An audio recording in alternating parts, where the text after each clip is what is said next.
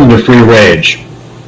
Stephanie Seneff is a senior research scientist at the MIT Computer Science and Artificial Intelligence Laboratory. She received the BS degree in biophysics in 1968, the MS and EE degrees in electrical engineering in 1980, and the PhD degree in electrical engineering and computer science in 1985, all from MIT. For over 3 decades, her research interests have always been at the intersection of biology and computation. She has published over 170 articles on these subjects and has been invited to give keynote speeches at several international conferences. Here is your host, Gail of Gaia, and her guest, Dr. Stephanie Seneff. Good morning, good afternoon, good evening, whatever time it is, wherever you are. This is Gail of Gaia, and this is Free Range, where we graze on wild ideas and all kinds of things. So anyway, today I am absolutely delighted to have Dr. Stephanie Seneff on my show once again. I interviewed her a couple of years ago, but today she has even new and breaking information, which I think all of you will be absolutely interested in hearing. So, Dr. Seneff, would you, Stephanie, if you don't mind me calling you Stephanie? Stephanie's great. Okay. Please just feel free to tell us a little bit about your background for people that don't know, and then we can take it off from there. So I'm from MIT. I went to MIT for all of my education up to PhD, and then I stayed. So I've never left MIT. That's been my home. I have 4 sons, and they all went to MIT too, so I'm kind of an MIT family. I love the place. It's been really good to me. And I did a lot of research over most of my career on AI, building human-computer interaction using That's speech and natural We'll language. revisit that. Yeah, it was great. I loved it, actually. It was really hard work. It was difficult, and it was challenging and fun. But I switched my career about maybe 12 years ago. I switched over to doing biology and just statistical correlations between disease and various environmental factors. I got particularly focused on autism. About 2007 timeframe, I was noticing the rates were going up dramatically, and nobody seemed to be particularly concerned about that. And to me, that was really scary to think about what future that might bring. And it still is very scary to me, and it continues to go up dramatically. And the government doesn't seem to think it's a problem, but I don't understand why they don't, because these kids are growing up now. We're going to have a huge problem with adult autism facing us shortly, if not already. And that's our future. I mean, people are damaged mentally and physically, and they're for life usually. I mean, there's a few cases that have been reversed, and I'm very excited about that. And so it's possible, I think, to reverse it, which is very exciting to me. Yes. The brain is not necessarily killed, it's just in hibernation, so to speak, which is really exciting to think about. It gives you optimism.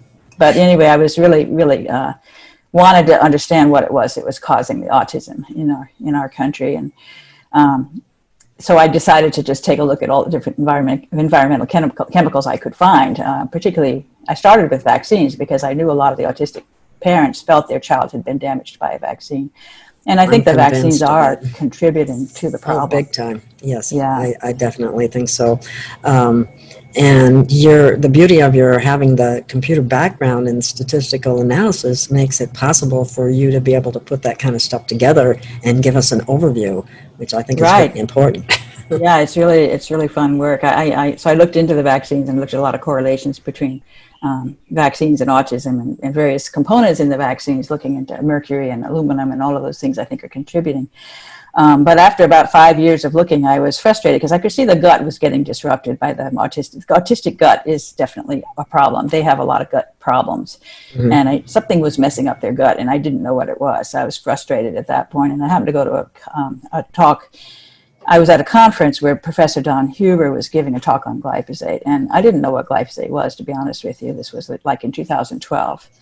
I didn't Oh, know the okay. word. I'm embarrassed to admit that. It seems to me like now, how could I not know glyphosate? Because I just think about it all the time now. But Uh-huh. glyphosate is the active ingredient in Roundup, so I'm sure some of your audience don't know about glyphosate either. And most people know what Roundup is, and Yes, you and use some it to, people swear by it. It's, so wonderful, right. and it's not wonderful at all.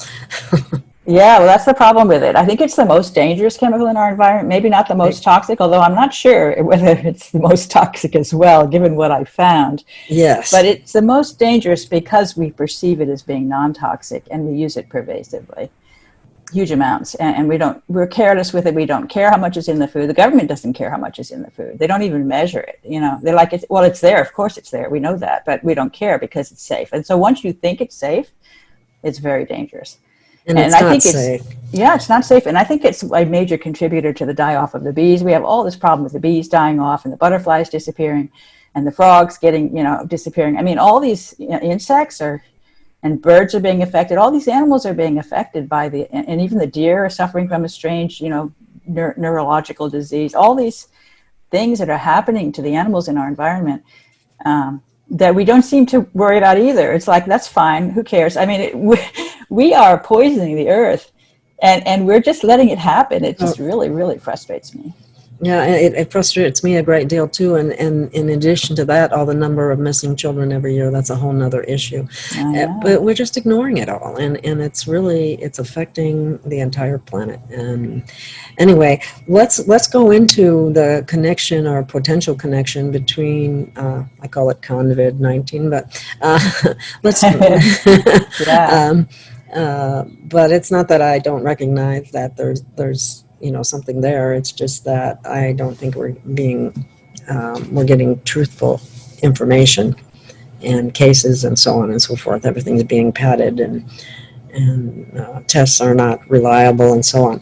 But let's talk about glyphosate and Mm-hmm. why it's a concern and take it. With respect to COVID-19 or more generally, because more generally, glyphosate, I met up with Nancy Swanson after I published a paper together with Anthony Samsel. When I heard this 2-hour presentation, I stopped everything else and I started diving into glyphosate, and I have not looked back. I'm still immersed in glyphosate papers now to this day. That's Wow. like 8 years, right? 8 Mhm. years of total immersion in glyphosate. It's a fascinating chemical and it has a fascinating biological mechanism, which is what really catches my attention because I love biology. And I do too. I had a minor in yeah, it. it's so fun, and I love the science, and that's what keeps me going. Actually, I feel like the world is falling apart, and the United States is a world leader in that process because we use more glyphosate than any other country per person. We love glyphosate. We don't think we think it's harmless, and therefore we're careless with it, and we're getting all these problems with obesity and diabetes and Alzheimer's and autism, and not just autism, and all the kids are getting all these allergies, food allergies, celiac disease, gluten intolerance, casein Yes. intolerance. They can't eat wheat. They can't eat milk. The kids I are on a strict personally diet. believe it's directly related to glyphosate. That's I just do my too. opinion. I absolutely do. I mean, so we have all these things happening, and we're just like, every one of them seems to be something we can ignore. That's what I don't understand. And people are Yeah. getting so obese. You see so many people. When I was a child, you would have gawked if you saw people that you see all the time now on the I streets. know. I cannot believe how big people have gotten. It's just Yeah. unbelievable. But even Dr. Young addresses that fact a little bit. It's almost like the body is trying to protect itself from all the poisons that it's gotten That's into, exactly what I and they think. I store think it it's a into the. mechanism. The fat is important for protection from the toxins. And I think that people are getting fat with good reason. And it's not that they're, lazy and they just eat a lot. I mean, we Grossly sort of, overeating. we criticize them for overeating and how come you don't have any discipline? But when you have a metabolic defect that forces your body to stuff fat into your belly, you can't fight that. If you fight that, you're going to get sick, So Yeah. I think it's really, the people are caught between a rock and a hard place. Either they go ahead and eat and keep getting fatter because they're stuffing these poisons into that fat, or they get sick because they're letting that fat get all over their body and destroy things. Yeah. It's a really bad choice. It's been my belief that in order to lose any weight right off the gate, it is to detox first. And you have to do that slowly because you'll have a Yes. healing crisis and you'll be releasing all this, these bad things into your bloodstream, which will give you a headache, make you feel bad, and then they quit. And that's not what we want either. But I Right. think detoxification is absolutely critical. And I think you cover that a little bit with glyphosate Yeah, interfering with our absolutely. ability to do that, right? I know, that's the thing, because all these fat-soluble toxic chemicals, which are all over the place, become more toxic because glyphosate prevents your liver from detoxing them. Very, very serious synergistic effect between glyphosate and other chemicals. And So, then, you know, yeah, it's bad news. it is. It really is. And then the fact that doesn't glyphosate mimic glycine, Well, which that is a is the really major. cool thing about it. It is such cool science, and it is demonic. And it is why I think glyphosate might be the most poisonous chemical in our environment. And I believe that it is substituting for glycine in proteins. And if that is true, it explains why all these correlations. We're seeing, you know, incredibly strong correlations between the rise in glyphosate usage in America on corn and soy crops, and the rise in a long list of debilitating diseases and chronic diseases like diabetes and obesity and Alzheimer's. All these, you know, really bad chronic problems that we face Nasty are diseases. going up exactly in step with the rise in glyphosate. And people say, well, correlation doesn't mean causation. You can just ignore that, you know, which really frustrates me. When you get a That is frustrating, yes. 0.00000, you get incredibly significant perfect match. You know, autism is like that too. Perfect match with the rise in glyphosate. What do we need? A building to fall on us first before we're going to I beat it? know. And people are just, you know, when I first saw Nancy's results, I thought this cannot be ignored. They won't ignore this. And I was so shocked when they just, oh, correlation doesn't mean causation. And that's the end of the discussion. Oh, okay, good. We don't have to worry about glyphosate. You know, I don't get it. Why people don't see what's happening to them, you know? Neither. They Very really are frustrating. blinded. So I understand you have some slides that you can share I that do. have some of these correlations in them. And I'd love for the Right. audience to be able to see them. Okay, I'll do that.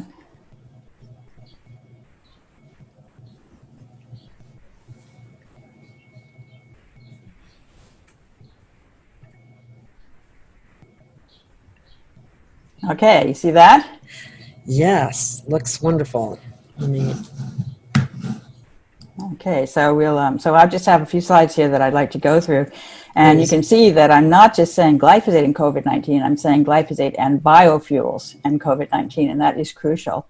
I think that's a crucial piece of the puzzle. And I'm very excited about what I've learned, and I've really learned a lot about biofuels just since COVID-19 hit. I wasn't particularly looking into them at all before that. I wasn't even really aware that they were being rolled out aggressively in the last few years. So this should be a fun ride. Yes, and I used to be interested or worried about that replacing food, and now we have it causing a whole different problem. Exactly. This is what I became aware of. I mean, it's amazing. I looked at glyphosate for all these 8 years, and I didn't really think that much about glyphosate in the air. You know, I was thinking about the Yes, food, the water. I knew in the air, if you live near the farm, you should definitely be worried if they're spraying it. You're in big trouble. But I have been trying to figure out to what extent are we getting poisoned? Through which medium are we most getting poisoned? You know, and I think the food is a major problem, but the air is an increasing problem. And the reason is because we are rolling out biofuels aggressively in the last few years. The use of biofuels has gone up dramatically in the last few years. And never, the countries that are doing it are the ones that are being hit hard by COVID-19. isn't that interesting? I think so. So it turns out there have actually been several studies that have come out. I'm happy about this, that people are becoming aware of the link between air pollution and COVID-19. If you think about Lombardy in Italy, you know, that was a place where it really broke out of China into Lombardy in Italy. I remember all of a sudden they were overwhelmed in the hospital, all these old people were Yes. dying. And that's a really, that's got really bad air, Lombardy. And Europe in general uses they've been a leader in the biofuel space, biodiesel, biogas, particularly biodiesel. They use a lot more diesel cars than we do in the United States. Mm-hmm. And they import a lot of that biodiesel from Argentina, which makes it out of GMO Roundup Ready soy. So you can think right there, there's going to be glyphosate in the soy. And the question is whether that glyphosate survives the processing. That's an unknown right now. But I suspect it does, because I I do think too. the evidence is so overwhelming. Just the circumstantial evidence is really amazing to me. You know, and just to back up what you're saying already, is Dr. Young has done some research in this area too, as far as the pollution in the air, Mm-hmm. like at Wuhan, in New Mm-hmm. York, in LA. Right, exactly. And all of this is a major contributing factor to the hot spots. And It looks that way to me. The cities that have a lot of problems with air pollution are the ones that are hot spots across this country, and also in Italy, as I mentioned, London in the UK, and of course Wuhan, the original place where it broke out. And what was really fascinating was a recent article I saw about Singapore, which has a ton of gardens and Right. greenery all over the place, and the number of COVID deaths and so on is minimal compared to the population that they have and so on. So I saw that too. That was fun to see all that green and to wonder whether, in fact, having a lot of growth of plants is somehow protective. That's an interesting thought. I think it does somehow, and maybe that's a place for study for some other people. But right. that's Yeah. So anyway, there was this Harvard study that I mentioned here in this slide that found they looked across the United States at the county level, and they found a really significant correlation between nanoparticle levels in the air in the different counties and the number of deaths from COVID-19. And then there have been 3 other studies that I found coming out of Europe, one from the UK, one from Italy, and then one from multiple European countries that are all showing the same thing, consistent story that air pollution, if you have more air pollution, you have more COVID-19 deaths. But I will say, and I'm going to get to this later, that it's not always true, because there are countries that have really high air pollution and low COVID-19 deaths. And those are the really interesting countries, because they're showing that it's not just air pollution. It's something else in the air that is unique to certain air pollution, but not present in other kinds of air pollution. Then we have to look at the different wave technologies that they have out there too as a contributing factor. 5G, you mean? Yes. Yeah, I know. 5G is interesting. The United States is somewhat behind in 5G, and yet we are really a world leader in COVID-19 deaths. So there's something. U.S. doesn't necessarily fit the 5G story. So I'm remaining agnostic on that one. But I am aware that a lot of people are saying it's a factor, and I would believe it, because I think glyphosate disrupts the body's electrical system, and the electrical noise that's present in the EMFs is going to people are going to be more susceptible to that if they have a weakened electrical system. So I think that makes sense. I hadn't thought of it as the glyphosate as affecting the electrical system in the body. Perhaps you could elaborate on that a little more. Yeah, well, so that's my research, and I've done I really came from the electrical system. I was quite fascinated with that with respect to sulfate, and sulfate was my area of expertise before I met glyphosate, and it's remained, because I feel that glyphosate is a train wreck for sulfate. It really disrupts the whole sulfate system in the body, and I've talked a lot about that, written a lot about that. It's a complicated story, but so for example, you get hydrogen sulfide gas build up in your gut, and you get problems with bloating, and then you can get hydrogen sulfide traveling up to your brain and causing brain fog, because the hydrogen sulfide can't be easily converted into either sulfate or organic sulfur because of the disruptions by glyphosate. That's fascinating. Yeah, and then sulfate is essential for the electrical system, and that's a whole other story that relates to Gerald Pollack's work on water. Very, very interesting. That is so fascinating, with the 4th phase of water, which is the gel. And the body has all this water that's gelled, and that gelling, the sulfate is an important way to keep that water gelled. Wow. That's and then the gel actually generates the battery that drives the electrical system. So it's totally fascinating science. I love it. I mean, I can't get enough of this stuff. It's so fun, and we don't have everything worked out, and I just want to fill in all the pieces of the puzzle, and that's going to take. And I guarantee you will. A lot of time. Yes, because that's what it takes is a passion for your work, and these are the people that come forward with. Thank God for the science, because that's what keeps me going, and I love it. I'm so happy when I'm absorbed in a new paper that's revealing something novel to me, something that I didn't know before about biology. So it's just been a great ride that way. I wish it weren't so dire, the situation that we're in, that I could just study the science and enjoy it, rather than being so anxious about the future of the world. I know. That's why I've been trying to put out as much information as I possibly can on my videos. I love it. I really appreciate people like you. I think it's so important. And I love that that's becoming easier and easier to do, too. So there are more and more people doing it. It's awesome. Good old Zoom. Yeah, right. It's awesome, isn't it? Zoom has become such an enabler. And yes, it has. And we So need anyway, citizen journalists. So air okay, go on. pollution. So this is getting back to our topic. Here's our picture of an air polluted city, and air pollution, and then in particular biodiesel air pollution. That's what I think. That's a critical piece of the puzzle. Without the biodiesel, the air pollution is not a problem, or at least a much lesser problem. That's what I believe.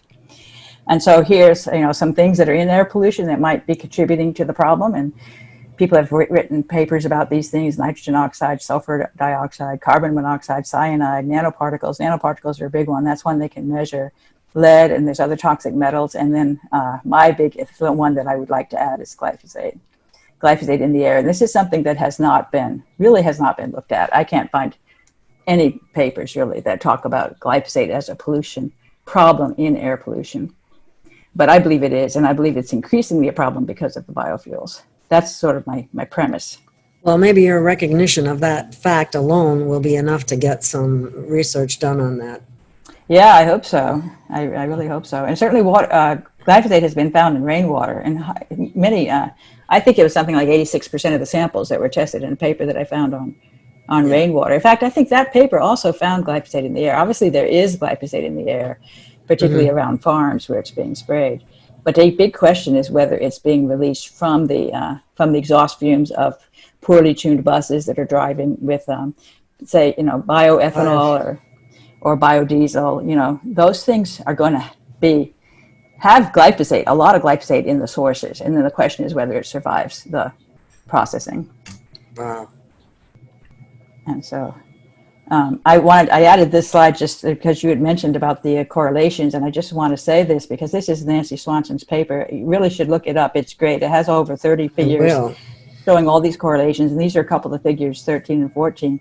This one's on obesity, this one's on diabetes. These two, obesity and diabetes, have been shown to be tremendous risk factors for bad outcome in COVID-19. And you see the news reporting, young people dying, and they say so-and-so was 29 years old, and they show them, and they're very fat. I mean, obesity is a huge risk factor for COVID-19. And that is an indication that the person is very toxic. Exactly so. That's exactly what I think. When I see obese, I see toxicity.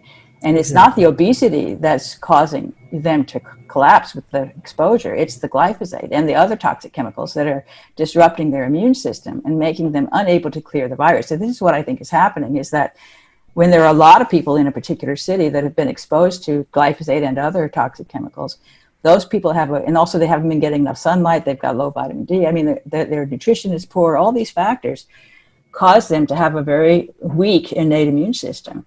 And that causes them to not be able to clear the virus. When they get exposed, the virus just proliferates, out of control. And then they cough it up, and then other people can't get it. So it's just like they're multiplying it 100-fold, whereas someone else would just eat it up and it would disappear if they had a healthy immune system. That makes a huge difference. Yes. Compared to face masks. I mean, face masks are not going to help in a situation like that. There's just too many viruses being coughed up by all these people who can't clear the virus. So yeah, and the tests are unreliable as well. So it's just it's a big mess. I know. Well, we say more tests, more tracking, more face masks, more social distancing, and I don't hear the government saying, look, get out and get some sun so you'll have some vitamin D, or eat some organic food. They don't say that. It's always been that way. About the whole Western medical approach is never about boost your immune system, get out there and get some things that are going to, get some sunlight. Right, and instead of course, get a vaccine, whatever. And now they're trying to force the flu vaccine on us, which I'm really unhappy about. I've been seeing like they're requiring the flu vaccine for some of these schools. They're claiming the flu vaccine is actually probably making it worse as far as your protection against COVID-19. And their idea is we've got to get everybody, vaccinated against the flu. They're just going to make the situation worse, and to mandate it is just outrageous, in my opinion. It is. My body, my temple, my choice. Exactly. Yeah.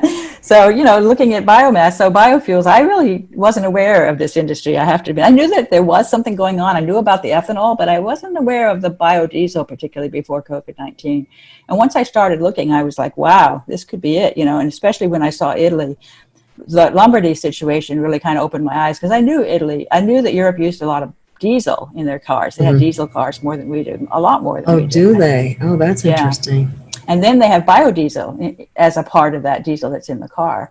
And the biodiesel comes from a lot of different food sources. You know, this waste cooking oil is what they use in Italy. They use a lot of olive oil that's recycled from the restaurant, and they turn it into biofuel, and they put it into the trucks and the buses. And they use glyphosate around the olive trees. I mean, they don't have GMO. Italy doesn't have, they're strict about GMOs. So it's not a GMO problem there, except that they're importing from Argentina. They're importing the biodiesel that comes from GMO Roundup Ready soy. So they're getting it from GMOs indirectly through Argentina. Oh, wow. Because the other thing with Italy, from what I learned, is they did have the 5G aspect. So right, and that could be contributing there. That's right. I think I don't know. I actually don't know enough about 5G to know who are the leaders, but I would imagine Europe, right, and China. Yeah, China. Wuhan they had it all over in Wuhan, and they had a lot of it in Italy too. So they were hit hard, and I was told that it was on in New York and in Louisiana and in LA. So I had the impression we mostly have been installing stuff to get ready for it, but we haven't actually turned on the spigot. But am I wrong about that? Well, that's what I've wondered the same thing. I don't know for sure. I thought there was kind of a moratorium on it initially put out by Trump in order to make a safer version called Kofifi, something like that, which is Tesla technology, so it doesn't have the adverse effect. I know he was against the some Chinese company, Huawei. I can't even pronounce the name exactly, but Huawei, yeah, that they were their version was a weaponized version of it, which is very bad. Yeah, all kinds of stuff going on. This is an exciting time to be alive, I must say. There's so many putting the pieces to the puzzle together. Right. So here's your biofuels. So the biofuels, they come from lots of interesting places. I'm learning as I read. Waste cooking oil, cow manure. So municipal solid waste, that's, for example, New York City. They have a huge plant in the heart of New York City where they have the epicenter of the U.S. was around Queens, New York, where they have this massive facility that processes municipal waste and also throws in some food residues for good measure, and turns out biogas that then goes into the extra biogas goes into the municipal system. So they've got biogas coming out of this sewer system in New York City, and the area right around that plant has a high rate of lung disease, things like asthma and COPD, 25% more there than in the rest of New York City. So it's really quite interesting that. Wow, that's quite a discovery right there. I know. I think the biogas, I've been trying to figure out biodiesel, biogas, there's home heating oil, and there's all these different kinds of bio. And again, which ones are the worst? And I'm suspecting maybe the biogas might be the worst one because it evaporates, so it can very easily escape, especially if you have leaky pipes. And so, for example, Chelsea in Massachusetts is the hardest hit by far city in Massachusetts with COVID-19 cases and deaths. Chelsea is right next to the airport. It has these huge tanks that store the airport, all the fuel for the airplanes. And the airplanes also have biofuel. They have aviation biofuel. Oh, and then Chelsea also has these, they were early into the biofuel industry from cooking oil, from oil. So they've been doing that for a long time in Chelsea. And Chelsea has all these old pipes, that pipe gas around. So if they've got biogas in those pipes and then those pipes are leaking, I think you're almost certainly going to get glyphosate when you breathe that air. Yeah. So, and that's of course a problem in New York City as well. So very interesting. Yeah. And I think the food processing industry too, the meat processing industry has been increasingly figuring out how to use the meat waste to turn it into biogas and then to use that biogas to fuel the plant. So they also could be getting glyphosate, and they have been having big outbreaks in various meat processing plants across the country and in Europe. Well, so these are all smoking guns, Yeah, they are. It's permeated the entire, especially America and other places as well, and it's contaminating everything. I mean, they've even found it in places you wouldn't expect it. Like in tampons. Yeah. Unbelievable. Yeah. And so what's really interesting to me is this residue from the crops.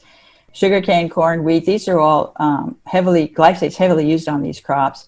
And then once they harvest the crop, so for example, the wheat crop, they spray it with glyphosate right before harvest as a desiccant. That's why we have an epidemic in celiac disease. Then they harvest the wheat, and then they use the residue, the stalks and whatnot. They pile them onto a barge and ship them down to New York City, and turn them into biofuels. So they're getting lots of glyphosate just before harvest, piled into those stalks, and then thrown into the biofuel. That's a huge source. And isn't it the reason why, I think it's the reason why people have gluten problems too? Oh, absolutely, I do. I've written about that, actually. I've written a whole paper on that together with Anthony Samsel. I totally believe glyphosate is the reason why we have an epidemic in gluten intolerance. Yes. Because it's getting into the wheat protein and also getting into the proteins that digest the wheat and messing everything up. So forestry industries also, they get residues from the forestry industry, and they also heavily use glyphosate in the forest to kill the hardwood trees and make way for the faster growing pine trees and whatnot. So they've been doing huge amounts of glyphosate in the forest for a long time.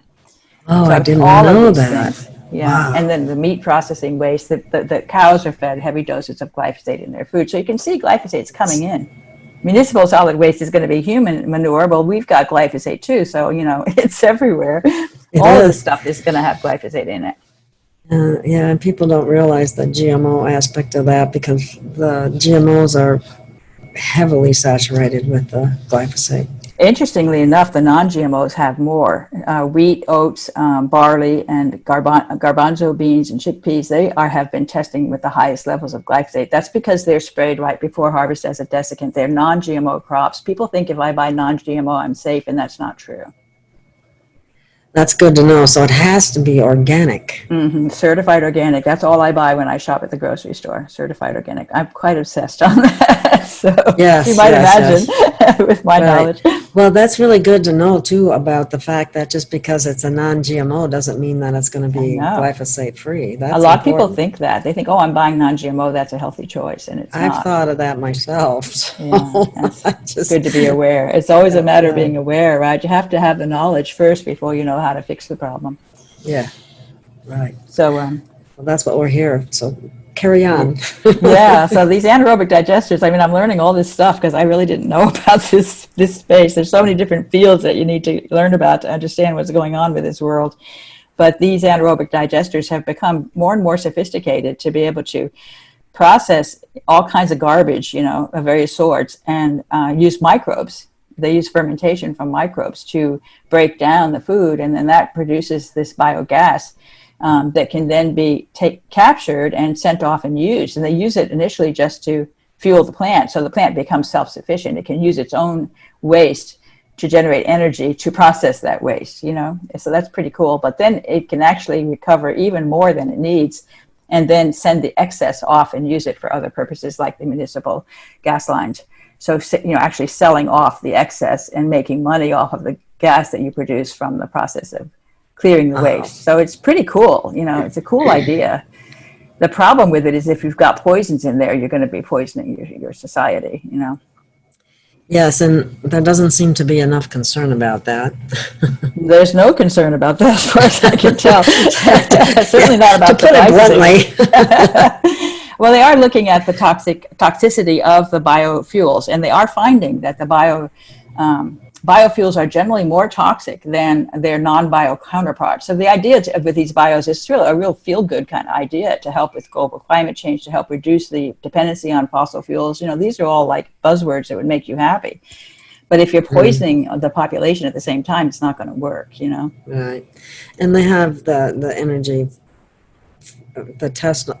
If they would release the Tesla energy, we might be much better off than some of these other means that are actually contributing to the problem.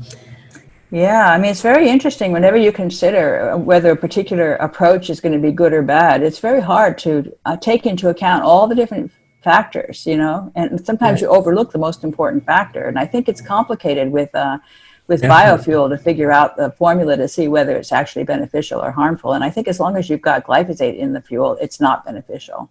Exactly. And who would have known? Who would have guessed that, And I think they should have guessed that with all the glyphosate they're spraying on the crop right before they process it. But apparently they are clueless because glyphosate is perfectly safe. As long as you assume it's safe, you don't even worry about it. That's the problem. And so here's New York State. And New York City, of course, was where we really got hit hard. New York City was kind of our first huge outbreak, which was so depressing, with all the hospitals overflowing and having not enough ICUs and all that kind of stuff. And these are just active municipal waste combustion facilities across New York State. And you can see there's a huge cluster right around New York City. And Queens is right there. And that's as I said, the epicenter of the epicenter. Queens really had a huge outbreak that was overwhelming. And they have all these facilities that process this waste that comes down the river and from the farms up north, and bringing that glyphosate in the biomass that's brought down to these facilities. And the facilities themselves may be releasing glyphosate, I don't know. Probably. But then at the gas tank, it could be released, or it could be released from a vehicle that's poorly tuned, an old bus spewing out toxic fumes. Glyphosate could be in there. I don't know. I mean, that needs to be researched. Mm-hmm. Wow. And so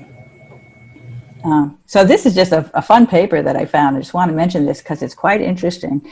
This mechanic was trying to clean a clogged glyphosate-based herbicide applicator. It had gotten clogged, so he was trying to clean it. He used a bucket of diesel fuel as a solvent to wash it. Mm-hmm. And then as he was working, he started coughing up blood, and he was rushed to the hospital. He was diagnosed with pneumonitis, which is inflammation of the lungs. And that's very interesting to me because he was being exposed to glyphosate and diesel at the same time. Not biodiesel, regular diesel. But that says to me that the diesel itself is a surfactant or some kind of an adjuvant that actually increases the toxicity of the glyphosate that you breathe. That's what I think. They work together. So that's where if you have glyphosate in the fuel that's coming out of the bus that's driving on biodiesel, you could really have a really bad situation with the diesel helping the glyphosate to get into the lungs and then to destroying the lungs and destroying the immune system in the lungs, And I have to say to my audience that what you think has often proved to be correct. So pay attention, people. Yeah, I have some pretty outrageous ideas, but I really think that I'm onto something with this. And I would love to get a larger audience. I'm having a hard time, as usual, getting my message out because there's a lot of people fighting it. They don't want people to believe that what I'm saying might be true. Yeah, exactly. Well, they have their pocketbook in mind instead of people's health and well-being. I know, totally. And so here's just showing that the biofuel industry is heating up. You can see there's a large growth from 2014 to 2016. They're projecting here 2021. So it's going up quite dramatically. Recently, they're really figuring out, they're getting all the kinks out of it. They're learning how to make it cheaper. So it's becoming more compatible with a budget and becoming a lot more. And then people think it's a good thing to do. So they're encouraged, to choose a biofuel over the non-biofuel. This is interesting because I found this data on biofuel consumption by country. And you can see United States and Brazil really, really stand out compared to every other country. They, by far, leaders in that space, those two countries, United States and Brazil. And you also see that they are leaders in the deaths from COVID-19. Both of those countries have a much higher death rate from COVID-19 than the rest of the world. And this just shows the proportionality. United States, I looked at this, I think, around mid-June. You can do these computations at any moment in time, and of course the numbers always change, but in mid-June, I think it was 26% of the deaths from COVID-19 were U.S. deaths with 4.2% of the world's population, so a huge increase. The ratio of the number of deaths to the number of people is way out of whack for the United States. Same is true for Brazil, 11% of the deaths with 2.7% of the world's population. Interestingly, Taiwan has done incredibly well. And you know what somebody said about Taiwan? If they did social distancing in Taiwan, they would be standing out in the ocean. I know. Well, it's a very crowded country. I've been there. My husband had a sabbatical year in Taiwan, and I spent significant time there in Taipei. And Taipei is definitely a polluted city. I really had a lot of trouble with the air pollution. So that's another interesting point, because that air pollution is not killing people, It's not the same as the air pollution in New York City. And the reason is because it's not biodiesel. And I think I have a slide on that. Oh, this is a different one. I put this in on Nigeria. Oh, that's interesting. But Taiwan, I may have a slide on it. Yeah, here we go. It's a little out of order. Taiwan uses very little glyphosate. They actually have really healthy food. I enjoyed the food. GMO-free agriculture. Oh, my goodness. Yeah, and they have no biofuel industry. They actually fooled around with it back in 2008. And they had 1%. We usually have like 10%, 5%, 10%. They had 1% biodiesel.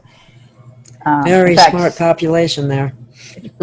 Brazil has like 70% biodiesel. They have these special trucks that have been designed to run on biodiesel fuel. So in Brazil. Wow. Brazil has been a leader in that biodiesel space, and Taiwan basically tried it 1%, and they got in trouble because the humid climate was causing microbial growth that was gumming up the engine. So they decided to just abandon that whole idea. So they don't do biodiesel. They don't do any biofuel, as far as I can tell, in Taiwan. And they have, Next to what was it, nothing, seven COVID deaths, seven don't they? deaths total. I mean, that's incredible, right? Right next to, to Wow. China. It makes no sense. And of course, when you hear people talk about that, oh, well, Taiwan was so good at closing the borders, and they were doing tracking, and they were doing tracing, we make up reasons for why they have so few deaths, but the real reason, I think, is because they have so little glyphosate. I don't think they wear masks either. No, sure. I doubt it. I mean, I know they didn't when I was there, but of course that was a different time. But Nigeria is also interesting because Nigeria has incredibly bad air pollution. There's this article I found, which is linked down below here, Dirty by Success. Nigeria is home to city with the worst PM10 levels. This is particles. Particles in the air, these microparticles that are like this number 10 is the size of the particle. And so 4 of the worst cities for air pollution in Nigeria, and the top ranking city in the world is this city called Onitsha in Nigeria. Really bad air pollution. The people there, 94% of them were reported to be exposed to levels that were over the safe limit set by WHO. Onitsha had like 30 times the level that was considered the cutoff point for safety. In these particles, these nanoparticles. And so Nigeria has horrible air, right? Really almost the whole country, 94%. But they have really low death rates from COVID-19. So when I looked at the number, August 6th, I looked at all the different countries, I did some computations. 5 people per million in Nigeria had died from COVID-19 per million population. Brazil, 469, US, 485. I mean, it's just like 100 times as much, right? 100 times. So that's not a small factor. Does Nigeria have any GMO? Nigeria has much less glyphosate. I actually just wrote a paper on Africa, and I would estimate about 1/10 of the amount of glyphosate used there compared to the United States per person. Much less glyphosate, and of course they have a lot of small farms. They don't have the big agriculture like we do. We're trying to push it on them, but they haven't really adopted it. And as far as I could tell, no effort in biofuels. Nigeria is by far not one of the leaders in biofuels. So they don't have the glyphosate, they don't have the biofuels, they have the dirty air, but it's not a problem. That's the point I'm trying to make. It's not the dirty air, it's the glyphosate in the air. That's what I think. It's certainly looking like it by what we're seeing here, statistically. Yeah, I mean, the evidence really looks pretty strong to me. I don't know what it takes to convince people that I might be onto something because, it's hard for people to accept that glyphosate's toxic even, I think, Yes, I've gotten into arguments with people over that. I was given a presentation once in Nevada, and somebody was in the audience. Well, I use glyphosate all the time, and I don't have any trouble with it. And You just don't know. It's one of those. Right. And then you get non-Hodgkin's lymphoma, and you say, "Whoops." Yeah. That's the trouble with it. It kind of crawls up on you before you notice, and now you've got something horrible, and you're going to die. Because of your exposure over many years. Because it's a slow kill. That's the tricky thing about it. It's a slow kill. Exactly, a slow kill. That's a good way of putting it. It accumulates, it bioaccumulates, correct? Yeah, it bioaccumulates in your tissues, especially if I'm right about substituting in the proteins. This was Taiwan. I have these slides a little bit out of order here, but anyway, I wanted to talk about vaping and the lung disease that's coming out of vaping. I don't know if you've heard about that. Popcorn lungs, they call it. Yeah, right. Popcorn lungs, e-cigarettes, and these people were showing up with this weird disease. This was happening before COVID-19. I was looking into it at the time, actually. So that gave me kind of a head start on hooking into the air pollution with the COVID-19 because the e-cigarettes their main ingredient is this glycerol.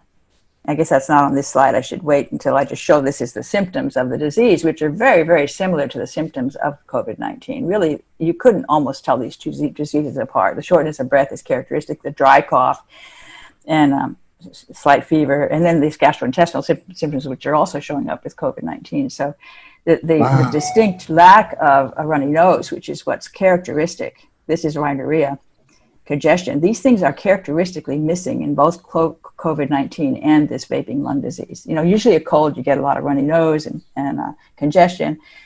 Those things are uniquely missing in these two diseases, the vaping lung disease and COVID-19. I think it's the same disease. You know, it's pretty much the same disease. And it's the immune system overreacting. It's a lung injury problem because of the glyphosate, and then an immune response to the injury. But the immune system is broken by glyphosate. And so you get an intense adaptive immune response that puts the lungs on fire and starts destroying the tissues. That's what's happening in these COVID-19 patients and also in this vaping lung disease. So, so the glycerol, that's what I wanted to say. Glycerol is a major product. It's the thing that burns in the e-cigarettes. And I suspect the e-cigarettes were invented because of the excess glycerol that was showing up on the market because of the biofuel industry, because glycerol is a major byproduct of the biofuel industry. Oh, wow. Very Okay. cheap. It makes sense, right? Yes, unfortunately. The dots are all starting to connect up because the e-cigarettes have the glycerol in them, which is contaminated with glyphosate. I would feel very confident that it's contaminated with glyphosate. And then it's, yeah.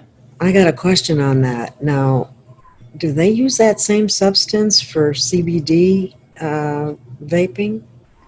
I think they do. I think they do. So you need to absolutely worry about CBD vaping. Absolutely. Oh, wow. Okay. Good to know that. Yeah. Now, one thing I would like to know, and I don't know, I suspect that this glycerol doesn't have to be food level quality because it's not being eaten, you know? So they probably get by with a lower quality because they can sort of purify the glycerol and then it probably comes out better in terms of the glyphosate contamination. But I suspect that these e-cigarettes don't require that. They don't require food grade glycerol because you're not eating it, you know? Probably not. So it's interesting to think because about. these lung disorders have been popping up awfully frequently. I know. Yeah, and it'll be interesting to see if they can get enough data on people who smoke e-cigarettes and their susceptibility to COVID-19, because I would predict that they would be especially susceptible. But they're young, so the young people tend to have more resistance, you know. Most of the people who smoke e-cigarettes are young. Yeah. But I suspect if you can get enough data, you know, the combination of having COVID-19 and smoking e-cigarettes is a rare find, so it's hard to get enough data to get a statistical significant sample. But I suspect that can come in time if somebody's looking for it. It would be a thing to look at. Yes, definitely. Also a cautionary thing to keep in mind for CBD. Absolutely, absolutely, yes. Wow. So this was an absolutely fascinating paper. I really loved it. That was done, published in 2019, where they exposed these mice for 4 months to the vaping fumes from e-cigarettes. Oh my gosh. And then they exposed them to influenza virus. So it's really interesting that they were predicting that they would have a very acute response to the flu virus, which is exactly what we're seeing in the COVID-19, you know, over responsive immune system. Cytokine storm. Cytokine storm, that's right. And that's exactly what they found in these mice. The ones that had been exposed had a much higher inflammatory response to the flu virus, which ended up damaging their lungs. So really, really interesting. And what's really fascinating is they specifically looked at the lungs. They were able to really study the lungs, and they found some really interesting features of these lungs after the flu virus, after they were exposed to flu. And in particular, there were these surfactant proteins, A and D. There's 4 of them, A, B, C, D, but particularly A and D were heavily suppressed in those mice. And they also had fatty lipid deposits, so fats accumulating in the macrophages that invaded the lungs. Very interesting, those 2 features that they observed from these mice, which I think fit very well with glyphosate. And so this is where I can get into my theory about glycine analog, because I think glyphosate is substituting for glycine during protein synthesis. I've read studies that indicate that, yes, between you and Anthony Samsel. Exactly, you're right. Yes, he and I both have been shouting that idea from the rooftops, and we're not getting a lot of traction because there's a lot of people saying it's not possible, so I have to put that out there. I believe there's absolutely no reason why it can't happen. When you look at the biology, you know, glyphosate is a complete glycine molecule. It fits perfectly in the slot that is supposed to match only glycine because it has no side chains, just like glycine. All the other amino acids have side chains that get in the way. So the design of the protein that decides to pick glycine when it sees the code for glycine in the DNA will fit glyphosate. It will fit glyphosate perfectly. So I don't see why glyphosate couldn't substitute. And in fact, that very easily explains how it affects the particular enzyme that it's known to disrupt in the plants that kills them. That works beautifully you can totally explain what it's doing by saying that it's substituting for the glycine residue in that protein. at the place where phosphate binds. So I've got a really good story there, I believe. But collagen is very worrisome because it has huge swaths of GXY, GXY, GXY. Every third amino acid is glycine. And these surfactant proteins, SPD and SPA, they have a long collagen-like sequence that's also GXY, GXY, GXY. So they have lots and lots of opportunity for glyphosate to substitute for those glycines. If it does, it's going to disrupt the structure, because these collagen has this beautiful triple helix structure that it forms, and the glycines are critical to make that triple helix. So it starts messing up the structure of the collagen, or the collagen-like stalk on these surfactant proteins is going to disrupt their ability to do their job. And their job is very important because they can trap viruses and bring them to the macrophages so that they can be cleared. And that's what this thing down here below says. This is from this paper here. And it's a little bit techy, but microbe-associated glycans block the interaction of the microbe with its receptors, which is going to prevent the microbe from being taken up and aggregate it, so that, causing it to glom together, trapping them. So the microbe could be a virus or a bacterium. And it can also be an opsonin, which is going to enhance the ability for the host cells to clear the microbe. So you're looking for a way to promote the reduction of the virus by trapping it and bringing it to the macrophages and not allowing them to clear it. That's what this protein does. And there's a lot of these proteins, other proteins in this family that are called collectins. The SPD and SPA are members of this class of proteins called collectins. Many of them are produced by the macrophages, and those collectins are all able to trap microbes and even to help clear dead cells. So it helps the immune cells do their job. They're like little vacuum cleaners that go out and suck up the viruses and bring them to the macrophages so they can clear them. So they're super important for the immune system, but they're going to get wrecked by glyphosate, all of them, not just the ones in the lungs. Now, isn't our body full of collagen too? Absolutely. Collagen is the most common protein by far. Like 25% of our proteins are collagen molecules. So they're all over our joints and our bones and our skin and our brain. And they're like the glue that holds our body together. And they are, I think all of them are getting disrupted by glyphosate. And that's why we have an epidemic today and all kinds of issues with back pain and joint surgery, knee surgery, hip replacement. We have an epidemic in all of these things right now. And so many people on opioid drugs because they've got so much pain. I think all of that's connected to glyphosate. I would have to agree with you from the studying and research that I've done. That's great to hear. That's really great to hear. Sad, but it's hard to convince people. I know it is. That's so frustrating. So this is just a picture from that wonderful paper, and it shows here, these are showing how the fatty deposits are showing up. This ends vehicle and ends nicotine. This is with and without the nicotine here on the right.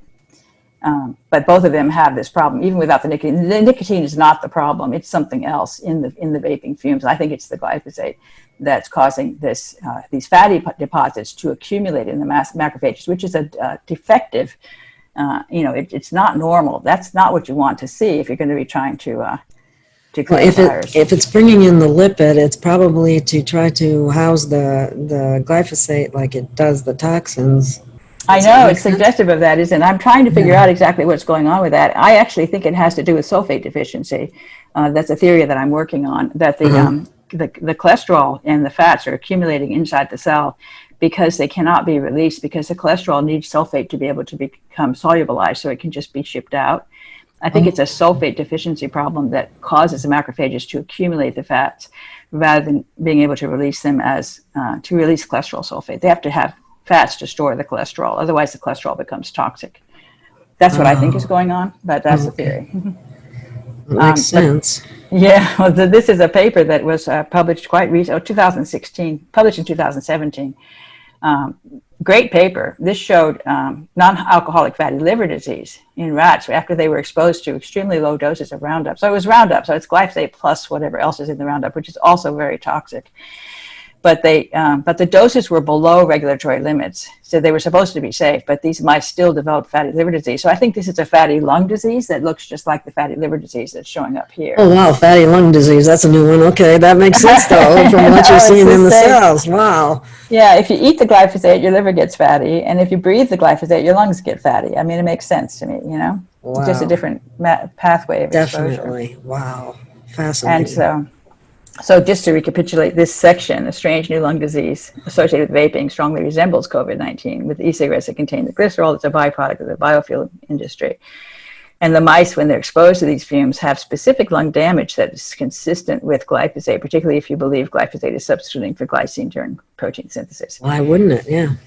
Yeah, and then it's remarkably parallel to what's happening with the liver when the liver of exposed rats accumulates fatty deposits. And we have an epidemic in fatty liver disease, and it's also been shown in humans that fatty liver disease is correlated with urinary glyphosate. There was a nice paper that showed people with the disease had more glyphosate in the urine than people without it, and the people with worse cases had more than people with less worse cases.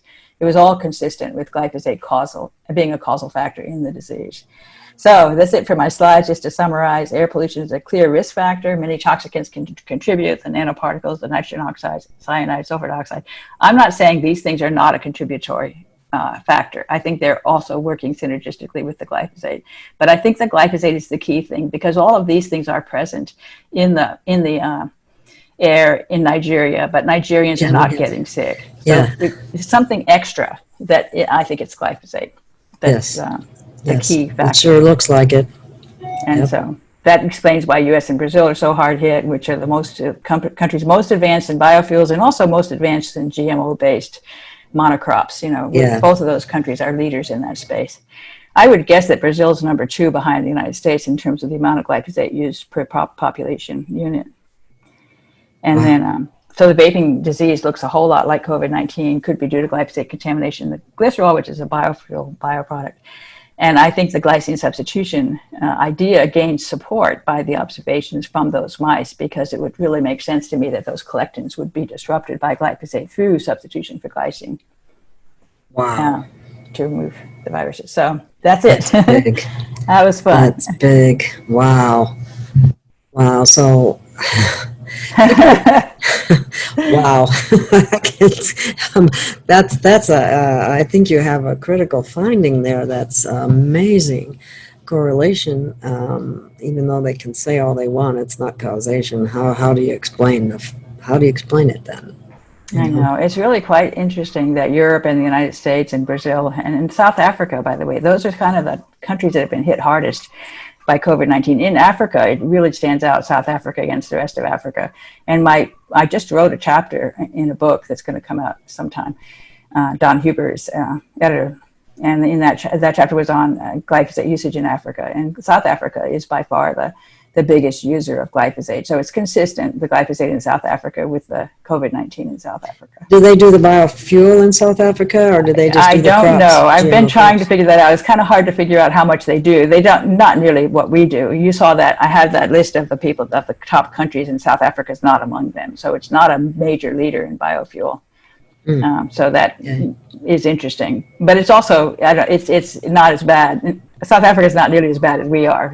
Compared to other African countries, it's bad, but it's not nearly as bad as we are. So and they've been trying to shove GMOs and glyphosate down the throats of all the Africans too, and I hope they stand strong. Oh, I know. It breaks my heart how the U.S. is working so hard to get these countries to adopt this Western-based agriculture, which is just going to be terrible. Horrible. It's horrible. And South Africa has, it has the townships. It has areas where people are crowded and have poor income. They have poor food quality, and they eat a lot of maize, and the maize is GMO Roundup ready. They use GMOs in South Africa, so they've got a lot of they're probably getting a lot of glyphosate poisoning from their food, even if they're not getting it from the air. So they don't have as bad a problem as we do, but possibly because they don't have as big a biofuel industry as we do. I don't know, but. Yeah, and it's definitely in our food. We're even finding it in food you wouldn't expect it to be in. I know, that's absolutely true. Like some people think, okay, you become a vegetarian, you'll be okay. And here we find out that chickpeas or hummus are full of glyphosate. Huge amounts. Those some of the highest levels have been found in hummus and chickpeas and garbanzo beans. And I wasn't aware that they were doing the desiccation with those as well as the wheat. I know. That actually was something I didn't learn about until fairly recently. I was really shocked because I think offhand I would have thought they'd be safe. Yeah. I didn't realize they were using those, spraying those before harvest. I remember seeing some of the results on the glyphosate levels in the hummus and chickpeas and lentils and stuff. Sky high. Where's it coming from? Where's it I coming know. from? And You know? oats is another one, right? Cheerios and oatmeal cookies. Yes, oatmeal, and you're thinking, oh, you're doing something better by I doing the know. oats rather than the wheat, I and know you're trying to actually, avoid wheat, so you switch over to oats, and then you use lentils exactly, for your flour, and then you end up out of the frying pan into the fire. It's just like you can't win. We need to first exactly. know what to avoid, and then we need to avoid them. We need to recognize we have to change our ways. And I mean, I really think it's so important to eat organic. Certified organic is absolutely important. And Thank you. I whole get foods. arguments with that one saying that, well, number one, they always go, well, that's so expensive. I know. And then the next thing, well, going to the doctor is expensive too. Yeah, exactly. If you get cancer, that's going to be expensive. You're not going to have Yes. a good time either, you know. And then we have the aspect of, isn't glyphosate wasn't it first discovered as like a Pipe antibiotic? cleaner. Oh, pipe cleaner. Yeah, it's Or also pipe, been patented as a pipe cleaner, to clear metals, to clean metals off of pipes. lovely. And then And as we're an eating it. herbicide. I know. And then and in fact, the metal binding is a problem because it's a very strong metal chelator, and that's really messing up the gut microbiome. That's something we didn't talk about, but that I think is definitely part of the problem there. It's stealing the good Yeah, it binds minerals to the from our zinc and diet. the cobalt and all those minerals that are really crucial for certain enzymes that It, can't work anymore, and the microbes get it imbalanced because it preferentially kills the beneficial microbes. It's been shown in studies that that's the case, particularly the ones that are supposed to flourish in the baby's gut, on the milk. They get clobbered by glyphosate, and then all these the pathogens zinc, start growing. Yeah, the zinc fine is really zinc. huge. Wow, no Yeah. wonder we need to take. Wow. Oh, and zinc is what you need for COVID-19 too, Yeah, right? yeah. So glyphosate's Go making it figure. unavailable. Glyphosate's is causing the zinc to not be available, and iron is causing iron and manganese to be both simultaneously toxic and deficient. I've written about that. It really messes up the metals.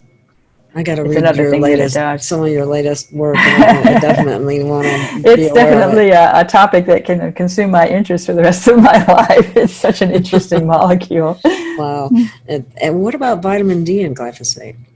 Well, yeah, glyphosate disrupts the cytochrome P450 enzymes, and they activate vitamin D. So I think that we have an epidemic in vitamin D deficiency in this country, and partly That's that's what because we're so good at putting sunscreen on all the time and avoiding the sun, which is really stupid. But aside from that, the vitamin D doesn't get activated in the liver if the glyphosate's poisoning the cytochrome P450 enzyme. So I think that's a problem as well. It's not getting activated. Yeah, and that we can thank glyphosate for that as well. Wow, it's just endless. What about this CRISPR? Do you know much Oh, about that? yeah, I do. I know something about that. CRISPR is really, really Oh, scary. I'm really quite terrified of CRISPR. oh, please inform Uh, us. well, No, it's yeah, bad, but I don't know the details. So, well, there are papers coming out recently. There's several, and I haven't studied it as well as I have glyphosate, so I don't know the details. But I do know that what they're finding is that CRISPR is full of surprises. So they claim, that it's precision technology, and they can go in, they can actually. It's a great idea. They believe they can modify a genome, to do a specific change. So supposing you have a child that has an embryo that has a defect that is a known genetic defect, and you could sort of swap out that mistake and fix it in the egg, and then you could fertilize the egg and make a baby. I mean, that would be an awesome thing, right? That's what they're thinking, is we can go ahead and fix some of these horrible genetic mutations that are going to cause the child to die. We can fix that with CRISPR. So that's a great idea. It sounds wonderful. But the problem is it doesn't just fix that. The CRISPR technology, it's mischievous. It goes ahead and does all kinds of other things that you didn't anticipate. That's what they're finding. People are writing papers now that are sounding the alarm that CRISPR is doing some really exotic changes to the DNA that we have no clue what that means or what it might cause. We're playing God, and we shouldn't be because we don't understand what we're doing. CRISPR can also be used to change plants. So they're very excited about CRISPR in the toxic chemical industry because they want to use herbicides, for example. They want to develop plants that are resistant to herbicides, like GMO crops, but they can do it without giving the crop a GMO label if they use CRISPR. And they've actually had some success in doing this. I read a fascinating paper by Dow DuPont. It was a collaboration between Dow and DuPont on changing the corn genome to cause it to be resistant to glyphosate without involving GMO technology, just using CRISPR. And they love that because the regulators have decided CRISPR is not GMO. So they won't even be able, they will be able to sell it as a non-GMO product, even though it has GMO-like behaviors in terms of being able to resist glyphosate. And this is frightening to me, because if they learn how to do this, they can do it to all kinds of crops, and we can be using glyphosate on everything, spraying the crop and not killing it, and then letting the glyphosate soak up into the food and get an even greater boost of glyphosate exposure to the humans. And we won't know it because it won't be GMO. So be it's GMO. Oh, really God. scary. That really frightens me. Technology is really out of control, especially biotech. I just feel like these guys are playing God, and they think they understand, but they don't. And they're not worried about the consequences that they can't see, you know? Mhm. And they sort of think what could go wrong. They're very naive. They don't imagine It's like the the mad complexity. scientists, you know. Yeah, it's totally the mad scientists. And they somehow think that it's all going to be fine, even though they're really mucking around with very dangerous things. And the same with the viruses. You know, developing a COVID-19 vaccine is a very dangerous thing to be doing, because you've got to grow COVID-19 in the lab to do that, right? Right. And then you've got all these people that are involved with these labs that are very highly contained. You know, you have to use very special processes, protection. And these people may not know how to do that right, because they're not used to it. I mean, I think there's a lot of people gearing up to try to make this massive run towards a COVID-19 vaccine. You're being rushed to market and skipping a whole bunch of steps, or doing them quickly, doing them in parallel.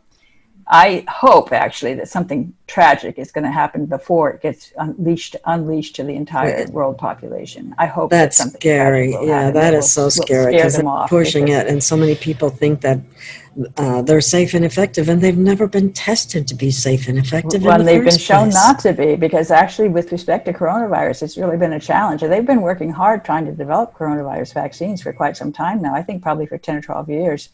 And there was a disastrous experiment with ferrets where they had a vaccine they were developing for coronavirus. So not COVID-19, it was before COVID-19. Mhm. They gave the vaccine to the ferrets. The ferrets developed a wonderful antibody response. They were so excited because they're looking for antibodies. That means, you know, the vaccine took, it did what they're trying to get it to do. They had this great antibody response. Then they exposed the ferrets to the virus, and the ferrets died. The vaccine made things worse because of the antibody. Yeah, that's Again, what's they didn't really understand what they were doing.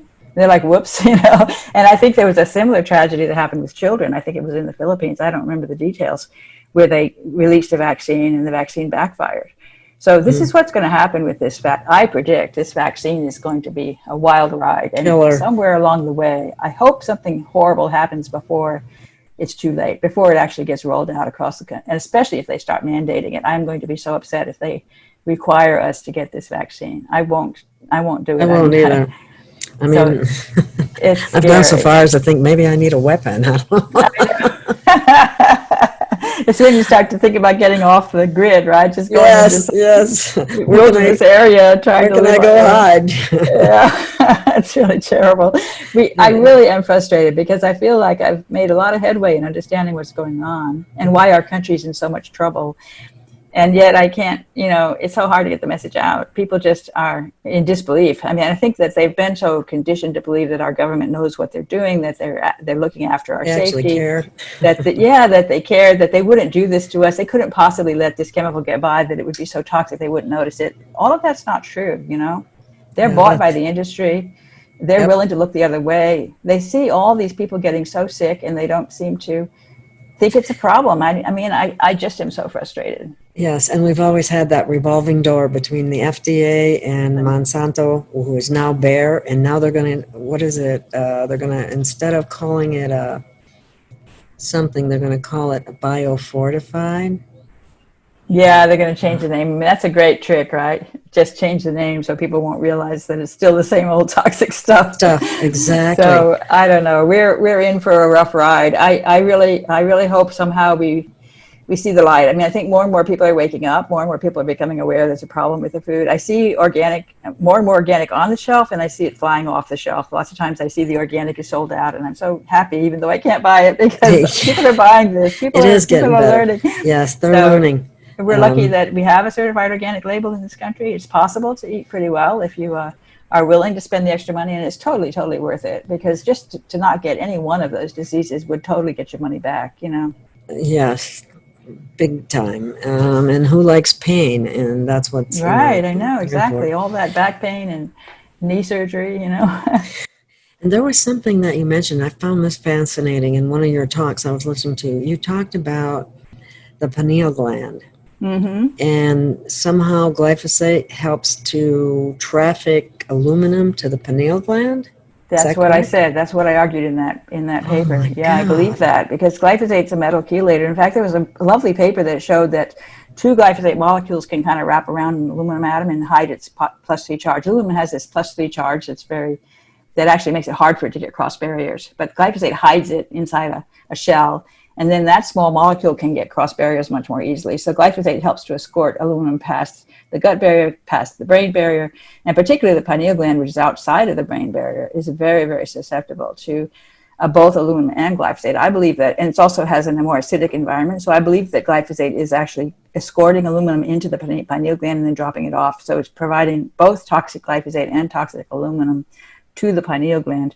and causing it not to be able to work properly. And of course, the pineal gland is a hugely important gland with the Sleep disorders and all that stuff. Yeah, and the melatonin, it can't produce the melatonin. I think in particular it gets disrupted in the ability to make sulfate. It usually ships out melatonin sulfate to the cerebral spinal fluid at night, in the evening, and that's what helps you sleep. And I believe that the melatonin sulfate is essential to help the brain clear debris. So when you get Alzheimer's, it's because you can't clear all that debris. And part of the reason could be because that aluminum and that glyphosate are messing up the pineal gland. wow. And then we have the problem with the pineal gland too, as far as fluoride calcifying it. So it's Yes, almost that's like, right. did they just target that gland or what? I know the pineal gland gets calcified with age. They don't really understand why, but it also gets aluminum. Well, Aluminum and don't we? calcium both accumulate in the pineal gland with age, and it's linked to Alzheimer's disease. And I think it's because it can't deliver the melatonin sulfate that's essential to help the nerves clear debris. And as we get older, we're accumulating more and more of the poisons and toxins. So it's, I know we accumulate over time, so every year it gets worse because it doesn't all go away. Every year, I think you get more than you had the year before because it keeps on. It's very hard to get rid of it, especially if it accumulates in the proteins. I think it gets stuck, all over our body, and we can't get it out. The glyphosate. It's just a horrible thought. Are you aware of any ways to detoxify from glyphosate that actually works? Well, I think the sulfate is important to beef up your sulfate supply so that you can break down the glyphosate contaminated proteins. Because one of the things is I think the proteins are getting contaminated with glyphosate, and that's causing them to be difficult to break down. So that's a double whammy. On top of that, glyphosate disrupts the sulfate, which you need the heparan sulfate to break down the damaged proteins. So when you're talking about the damaged proteins, you're talking about the glycine being substituted with glyphosate. They misfold. Like, for example, Alzheimer's disease is very interesting. And also those prion diseases. The prion diseases are fascinating because they have this long sequence of GXXX, GXXX, GXXX. It's like the collagen, except there's 4 X's in between, wild cards. So that the G's are separated by 4. Instead of by 2 other amino acids. And there's these long sequences of that in these prion proteins that are causing these prion diseases, like the one that the deer are suffering from. There's a chronic wasting disease, CWD, that's happening among the deer in our country. And of course, mad cow is also one of those diseases, a prion disease. I think glyphosate was probably a factor in the mad cow problem in the UK. So they do that in the UK too? They use the glyphosate? Oh yeah, they use a lot there. And they also have a huge outbreak of COVID-19. They have a serious problem. They're one of the highest. They are actually maybe the highest. They may have the highest death rate in the world from COVID-19 in the UK. Wow. Per population. Well, I had to question our death rate to a certain extent because we found out that they were telling people they were dying with COVID, not of COVID. So if they were, and then we had a few there, they were in a car accident and they died of COVID. Yeah, right. Okay, I believe that. Right. I mean, I think there is a problem when you offer to the hospital an advantage. If the patient died of COVID, you get extra money, right? If that's sort of part of the policy, then those you kind of want to say incentives. COVID is what killed them, right? Yeah, Even though exactly. they had a heart attack, it's like, oh yeah, the COVID killed them. So it's hard. I mean, you can't just say one thing killed you, right? Usually you've got a bunch of problems and you die, and then you don't know which thing to put down because there's so many factors that were going on at that time. So it's easy to sort of stuff the ballot, if you will, to just put more COVIDs in there because you get more money that way, right? So that gets complicated. There's a lot of issues altogether with reliable numbers, trying to get reliable numbers from different countries. I mean, China is amazing. China has an incredibly low death rate from COVID-19 per population. It's better than Nigeria, I believe. It's really good, like 3 per million or something like that in China. And so what's with that? I mean, is that true? Maybe. I mean, if it is, it's because they know how to treat it with Chinese medicine. I mean, it's pretty remarkable. When you look at the difference in the death rate from COVID-19 among different countries, it's just a huge, huge difference. And that's what frustrates me about us, because we're like, oh, why is it we're trying so hard? We're not social distancing enough, you know.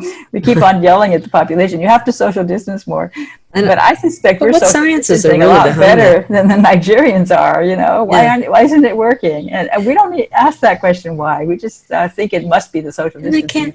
And they can't even social distance in Taiwan, for example, and look at how low their rates are. So I don't really think it has anything to do with social distancing. And we need to, you know, the media needs to say, you know, there's something fishy here. There's something weird. There's got to be something wrong with the United States that we're dying so much from this disease. And that's where I think if they would just wake up and say, oh, glyphosate's the reason, you know, biofuels, glyphosate, that's the reason. I wish they would wake up and say that, because that's what I think. I just think that's very clear.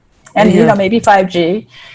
And of course, we have all the other problems that we're just sort of very reckless with the. Well, what about, what did you say about China? Are they into the biofuel industry too, or no? Yeah, they are, but not one of the leaders. I mean, I think China was on that list, that chart that I showed with Brazil and the US way at the top, but everybody else is low compared to Brazil and the US with respect to biofuels, those two countries. And yet they're the countries that are having the biggest problems, which is very interesting. Yeah, it certainly seems to be a lot of correlation there, and I haven't found an exception. I'd like to find a country. So, for example, Bhutan is they use a lot of organic food. They don't have any of those, you know, agrochemical type agriculture, and they have 0 deaths from COVID-19, 0 in Bhutan. Taiwan has only 7. I mean, it's just amazing how these countries have such low death rate. People aren't dying from the disease. That's what I think is that if you don't have the glyphosate and probably the other toxins as well, you don't die from this disease. It's fine. You might even not have any symptoms at all. Plenty of people get it and don't have any symptoms, you know? So people should be asking, why is it that person A gets no symptoms and person B is, you know, gets completely out of breath and dies from hypoxia? What's the difference between those two people? We should be studying that. You know, we are to some extent, like looking at the air pollution. We're seeing that. So we just need to look more. And I wish that people would look at glyphosate, because I think if you just measure the glyphosate in the urine for people who died versus people who didn't, I bet you would find a pretty strong signal, you know? So that's another important test that needs to be done on a regular basis. And you can, I think if I recall, there's a kit that you can get yourself online and see. I've done it. Great Plains Laboratory. Great Plains. Is it expensive or is it? It's not cheap. It's like, I think like $100. But you were able to measure. Budget, but yeah, and actually, I have to confess, I tested positive. I was really shocked because I've been eating certified organic for a long, long time. But I've been living in Boston. Boston is, you know, has biofuels, so I suspect I was getting it from the air. Yeah, and then there's always that possibility of cross contamination from one farm being. Oh, I know. That's one. You're not 100% glyphosate free with certified organic, and you could be getting it from the water too. I mean, there's just so many ways to get it that it's impossible to avoid, I think, if you live in this country, which is really frustrating. And until it's taken off the market, I don't anticipate we'll have much change in that area, and the chances of getting it off the market, considering the financial repercussions of that. I know. We seem to think that we can't live without it. I mean, our country seems to think we can't do agriculture if we don't have glyphosate, which is just so foolish. And there are people, I have to say, I know these people who are working hard to figure out how to do the organic efficiently, effectively, low cost, you know, how to fix the soil. We don't support our organic farmers. I wish they would take all the money that they're helping to fund the GMO agriculture. I wish they would take all that money away and give it to the organic farmers. Yeah, exactly. The government, it would be very sensible to do that, and they just are not sensible. I mean, the government is just ridiculous. They do everything wrong. It just frustrates me because of being bought by the industry. Exactly, and it's also, I think, at least in part related to the fact that all of our agencies are actually private businesses that most people aren't aware of, and profit is more important than the health and well-being of the people. I know, that's so sad, isn't it? It just needs to Yes, change. I it really is. hope we get some kind of a revolution, grassroots revolution going on, because obviously our country is in very bad shape right now, and we're demoralized, Definitely. and people don't understand what's going on. And we need to go back to small family farms. They were so much better. Absolutely. That's why it's like the way it is in Nigeria and Africa. Exactly so. I think that's really a huge message, and people should notice that the Yeah. countries that have the small family farms are the ones that are doing well, and we should Yeah. just notice that, and then think, well, maybe we should have small family farms. We could do that. We have a lot of people who are unemployed. We could put them to work on these farms. Yeah. It would be a Some great land solution. yeah. I think Russia, we don't hear much about them. Do they have any COVID problems? They do mostly organic food. I know that. Yeah, they have pretty good food, and they have much lower COVID-19 infection rates than we do. They're coming up right now. They're increasing, but they're not as good as Bhutan or Taiwan, but I think they're significantly better than we are. And that's funny. I have to keep bringing up the fact that if Taiwan social distances, I can't say that word. If they did social distancing, they would end up out in the ocean. So Yeah, I know that's so probably I just true. don't think that's the answer to the problem either. But this is very interesting. And so I about guess I could say a glyphosate. couple of things about food, eating high sulfur diet, organic, I said certified organic, eating whole foods, eating a lot of fresh vegetables and fruits. I like seafood and cheese and meat, all the things, but everything organic, grass-fed beef, really healthy food. But also Which- eating probiotics like sauerkraut and cheese, sauerkraut and kombucha and kimchi, all those fermented foods are a very healthy choice. Yeah. Well, which foods are high in sulfur? I should know this, but I'm not. I can't think of Cruciferous what they are. vegetables like broccoli and Okay. cauliflower and cabbage. So sauerkraut's great because it has high sulfur as well as having the fermented food quality. Sauerkraut is really good. And then seafood. Seafood is high in sulfur. And grass-fed beef would be a good source. Cheese is actually a good source. And eggs are a really healthy food. If you eat certified organic, never caged, the top of the line eggs, very, very healthy choice because they have a lot of minerals too. You want to look for foods that have high density of minerals and vitamins and, nutrient dense foods and whole foods, minimally processed. The processing is part of what's our problem. Part of the problem, yeah. And that's when all the chemicals get added as well. Yeah, and of course the glyphosate unfortunately survives the processing, so it ends up in there too. So, and a lot of the processing comes from the foods that are heavily exposed to glyphosate. Boy, it seems like an endless battle at times, doesn't it? I know. I wish people would really understand that if they just ate well, it would be so much better for them in so many different ways that it's totally worth it to devote more of their budget to food in order to stay away from the hospital. It's totally worth it. People need to know that. Yeah. Education rather than medication. And right. Yes, that's good. So it's like there's a saying that Dr. Young has too that I really appreciate. It's what you eat, it's what you drink, it's what you breathe, it's what you think, it's what you believe. All those are factors that come into play in your health. And that's a great message. I'll have to look him up. Yes. Well, there's a very good one that with Judy and him. They really. Yeah, I know. So send me the link. I want to watch that. Great. Thank you. Is there anything else that you think we should add? I think we covered a lot of stuff, and I'm glad we had a chance to do the slides. I think that helps to sort of give the message more meat. Okay. Well, I guess we can come to a close then. We're probably been an hour and a half. An hour and a half. Upper limit. A good place to stop. Yes. Good. Well, I can't thank you enough, Stephanie, and it was so nice to revisit you again. I enjoyed it. I would like to contact you again, and we can do something on AI. Yeah, we can do something on AI. There's other topics as well. I have lots of topics, so I would really love to continue the conversation. Yeah, that would be awesome. Okay, well, thank you so much. I think you've enlightened the audience. Yeah, well, thanks for what you do. It's so important. Oh, thank you. we keep on doing what you're doing because it's really important too, because you're bringing light to things that people don't even consider. And this is a very Yeah. trying time. It is. Very It really trying is. time. Yeah, we need to have hope and we need to have faith that we can turn this around. And it should be Exactly. possible. There's nothing stopping us if we just decide to do it. Yes. Okay. Well, thank you so much. We'll meet Okay. again. Stay safe. You too. Bye-bye. Bye-bye.